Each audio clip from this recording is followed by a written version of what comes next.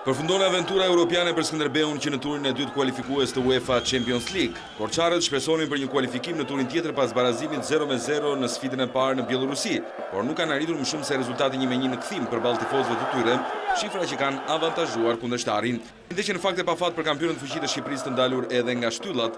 Pasi fillimit kujdesshëm nga dy palët, mbrojtja e zotëve të shtëpisë filloi të lëshonte dhe në minutën e 29 pasiguria u shfrytëzua mjaft mirë nga bielorusët, të cilët kaluan avantazh me Kagush, që goditi sakt një top me kokë duke mposhtur portierin Shehi.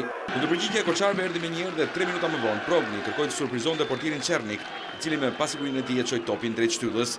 Skuadra jose sëriti presionin duke sulmuar rrezikshëm me Radash dhe Orelesi, por pa arritur të gjente rrjetën. Edhe në pjesën e dytë, bielorusët ishin më të tërhequr për të mbrojtur rezultatin, ndërsa vendasit në përpjekje për të gjetur hapësira drejt portës kundërshtare. Në minutën e 67, Radash në një gjuajtje potente finalizoi gjithë përpjekjet e skuadrës së tij, duke barazuar shifrat, edhe pse tentuan me forca të shumta minuta e 88. Ishte dramatike për Skënderbeun, kur pas një devijimi të Filipenkos, topi preku përsëri shtyllën.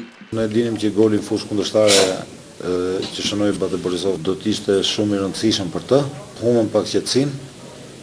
Megjithatë, unë përgëzoj skuadrën për lojën që bëri. Dalja nga skena europiane këtë sezon për Skënderbeun bëhet akoma më e dhimbshme, po të kujtosh se korçarët nuk mësuan humbje në dy takimet me Bate Borisov.